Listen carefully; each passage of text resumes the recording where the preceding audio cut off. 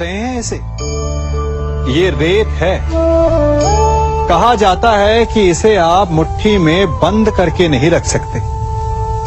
क्यों?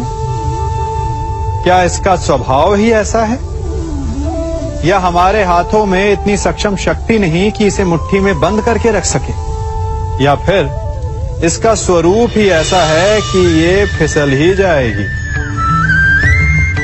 कदाचित इसीलिए कहा जाता है कि आप रेत को मुट्ठी में बंद करके नहीं रख सकते। परंतु मैं आपसे कहता हूं कि आप रेत को मुट्ठी में बंद करके रख सकते हैं। कैसे? इसका उत्तर है, यदि आपके हाथों में पसीना हो तो आप रेत को अपनी मुट्ठी में जकड़ सकते हो। और पसीना कैसे आता है? परिश्रम से, प्रयास से।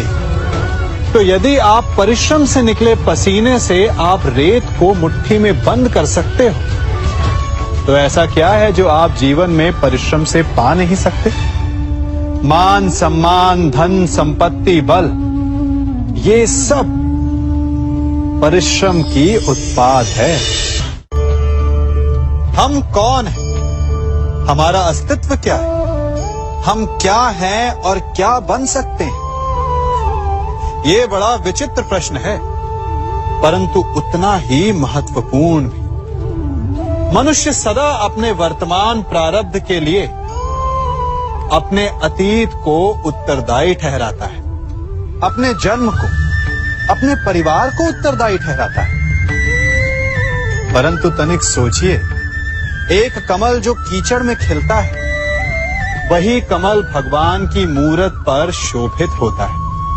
एक कोयला जिसे कोई भी शीघ्र नहीं छूना चाहता, परंतु वही कोयला धरा का ताप और दबाव सहकर हीरे में परिवर्तित हो जाता है, और वही हीरा मस्तक पर सुशोभित होता है। तो इन उदाहरणों का निष्कर्ष क्या है? इन उदाहरणों का ये निष्कर्ष है कि उससे कोई अंतर नहीं पड़ता कि आपने जन्म कहां लिया। आपके कर्म आपका स्तर निर्धारित करते हैं। हमने कहां जन्म लिया ये हमारे नियंत्रण में नहीं था, परंतु हम कब और कहां अपने जीवन की अंतिम श्वास लेंगे, ये अवश्य हमारे नियंत्रण में होता है। तो कर्म कीजिए, अपने जन्म की उलाहना मत दीजिए। एक मनुष्य सदैव शांति और अपनी स्वतंत्रता चाहता है, परंतु जैसे उसे ये अधिकार मिलता है, वो दूसरों का प्रभुत्व छीन लेना चाहता है। वो उनका अधिकार, उनकी स्वतंत्रता को छीन लेना चाहता है। वो ऐसा अपने आनंद, अपने लाभ के लिए करता है। अपने लाभ के लिए वो दूसरों का शोषण करता है। जो आलोचना नहीं करता, उन पर अधर्म करता है। परंतु वही मनुष्य एक बात का स्मरण रखना भूल जाता है कि उसके कर्म ही उसे उसका फल भी देंगे। उसका प्रारब्ध उसे उसके मंतव्य तक अवश्य लेकर जाएगा। वर्षा का जल चाहे सागर में मिले या माटी में, परंतु समय के सूर्य की किरण उसी जल को वष्प में परिवर्तित भी कर देती है। इसीलिए किसी भी मनुष्य की विनम्रता का इतना अधिक लाभ ना उठाएं कि वो उग्र हो उठे। मैं क्या कर रहा हूं? मैं इस पौधे को सींच रहा हूं। आप भी ये कार्य प्रतिदिन करते हो। जब इस पौधे को जल देंगे तभी ये फलवित होगा, इसमें से फूल निकलेंगे, इसकी सुंदरता बढ़ेगी। परंतु प्रतिदिन ये कार्य करने के पश्चात भी हम इससे एक महत्वपूर्ण सीख लेना भूल जाते हैं। हम कभी पौधों के पत्तों पर, उनकी डालियों पर, उनके फूलों और फलों पर जलधारा नहीं डालते, उन्हें धोते नहीं, परंतु फिर भी वो पनपते हैं। यदि जल जड़ में जाए, वही सफलता का मूल है।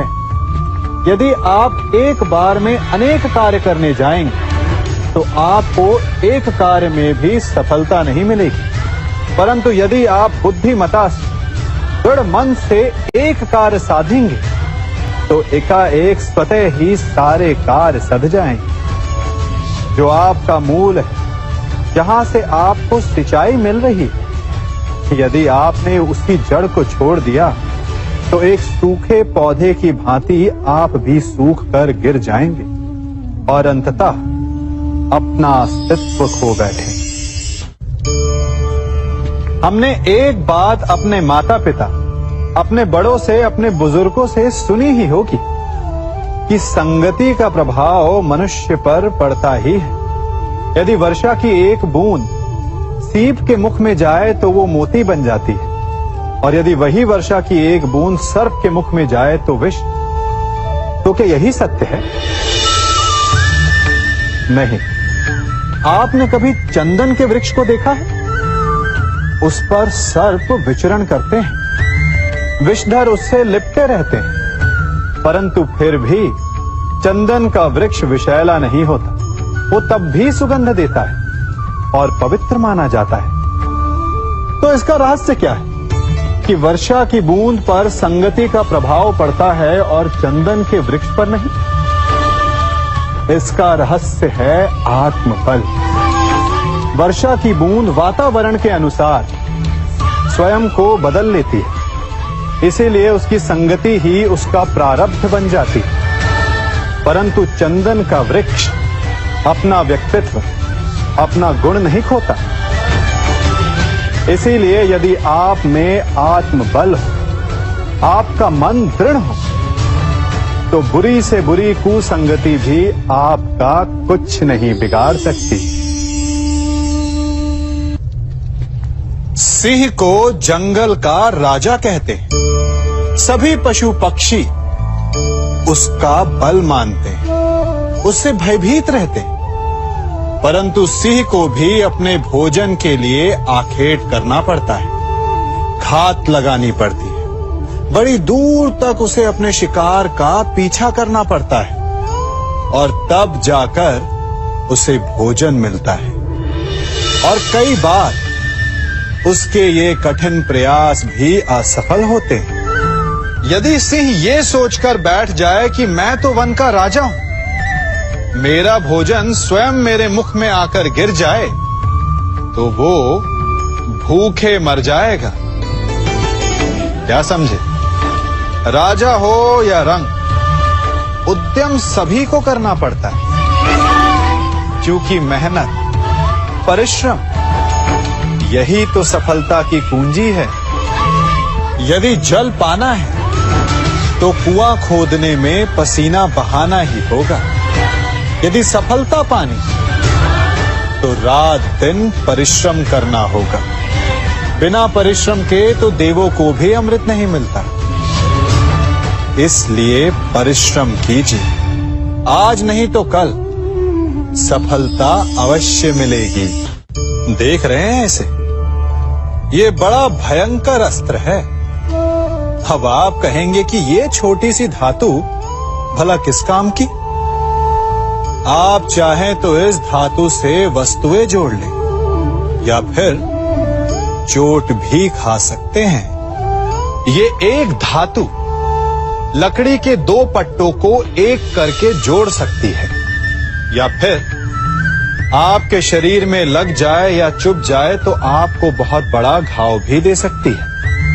इसलिए एक बात सदा स्मरण रखें, कोई भी वस्तु छोटी या बड़ी नहीं होती, सबका अपना महत्व होता है। यदि आपको स्वयं बड़ा बनना है तो कभी किसी को छोटा समझने की भूल ना करें। यदि छोटों का साथ लिया तो आप स्वयं बड़े बन जाएंगे, और यदि उनका तिरस्कार किया तो इस धातु की भांति चुभकर वो आपका मार्ग भी रोक सकते हैं।